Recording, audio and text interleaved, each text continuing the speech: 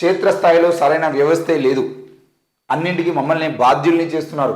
ధరణి సమావేశంలో కలెక్టర్ల ఆవేదన, మధ్యంతర నివేదిక మరింత ఆలస్యం అయ్యేటువంటి అవకాశం. ధరణిలో ఎదురవుతున్న సమస్యలకు తమని బాధ్యుల్ని చేయడం సరికాదని కలెక్టర్లు ధరణి కమిటీ ముందు ఆవేదన వ్యక్తం చేసినట్టు తెలిసింది. బుధవారం సచివాలయంలో సిద్దిపేట, వరంగల్, ఖమ్మం, రంగారెడ్డి, నిజామాబాద్ జిల్లాల కలెక్టర్లతో కమిటీ ఉదయం నుంచి సాయంత్రం వరకు సుదీర్ఘంగా సమీక్షించింది.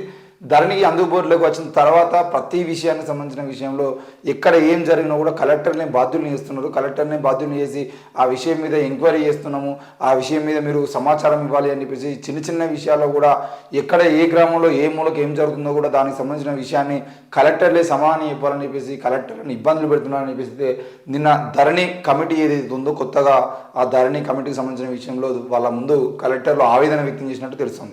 మరి ఈ విషయంలో కలెక్టర్లు కూడా చేయాల్సింది ఏంటి అని అంటే, ఆనాడు ధరణి పోర్టల్ వచ్చినప్పుడు కేసీఆర్ అధికారంలో ఉన్నప్పుడు మరి ధరణి పోర్టల్ సంబంధించిన విషయంలో అసైన్డ్ భూములు కానీ దేవాదాయ శాఖల భూములు కానీ వీటన్నిటి రిజిస్ట్రేషన్ చేస్తున్న క్రమంలో రిజిస్టర్ అయిపోతున్నప్పుడు, లేదంటే గవర్నమెంట్ భూముల్ని అక్రమంగా దోచుకుంటున్న వ్యక్తులు, లేదంటే పేదల భూముల్ని దోచుకుంటున్న వ్యక్తులు ఎవరైతే ఉన్నారో వాళ్ళకి సంబంధించిన విషయంలో మీరు ఎట్టి పరిస్థితుల్లో కూడా వాటిని చేయొద్దు అని చెప్పేసి కలెక్టర్లు అధికారులకు ఆదేశాలను ఇంకా జారీ చేసి ఉంటే ఈరోజు ఆ ప్రతి విషయానికి మిమ్మల్ని ముందర పెట్టేటువంటి అవసరం ఉండకపోయేది.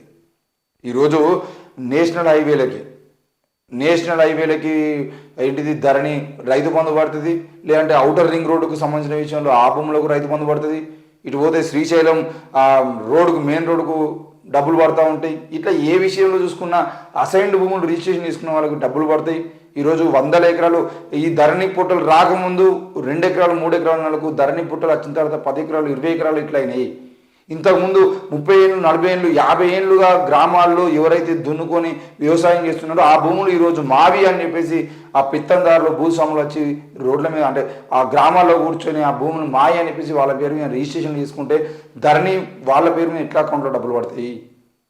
మరి ఈ విషయాలన్నిటికి సంబంధించిన విషయంలో కలెక్టర్లు తప్పకుండా వాటికి సమాధానం చెప్పాల్సిన అవసరం ఉంది.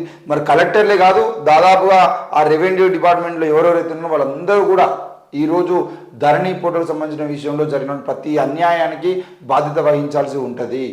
మళ్ళా మేము అధికారులము, మమ్మల్ని మీరు ఇబ్బంది పెట్టడం కరెక్ట్ కాదు అని అంటే అధికారులు ఎంతమంది ఏ విషయాలు ఎన్నెన్ని భూములకు సంతకాలు పెట్టారు, ఏ భూముల విషయంలో వాళ్ళే ఇన్వాల్వ్ అయ్యి డైరెక్ట్గా భూముల రిజిస్ట్రేషన్ కోసం అధికారులతో మాట్లాడి మరి 100 ఎకరాలు 10 ఎకరాలు ఎన్ని ఎకరాలు ఉన్నా కూడా ఒక్కొక్క దగ్గర దేవాదాయ శాఖ భూములు కూడా రిజిస్ట్రేషన్ చేయడానికి ప్రధాన కారణంగా నిలబడింది కూడా అదే కలెక్టర్లు అదే అధికారులు అనే విషయాన్ని కూడా మనం గుర్తు చేసుకోవాలి.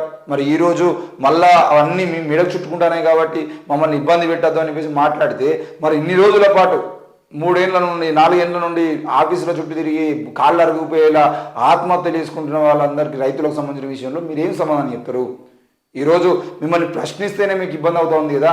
మరి వాళ్ళ భూములు వాళ్ళ పంట భూముల్ని వేరే వాళ్ళు మాయి అని చెప్పేసి స్వాధీనం చేసుకొని ఆ భూములకు సంబంధించిన విషయంలో రైతు బంధు తీసుకొని దర్జాగా బతుకుతున్నటువంటి వాళ్ళ విషయంలో ఈరోజు ఎంతోమంది రైతులు ఆత్మహత్యలు చేసుకుంటే ధరణి వల్ల ఆ చావులకు కారణం ఎవరు? ఆ చావులకు బాధ్యత ఎవరు వహిస్తారు?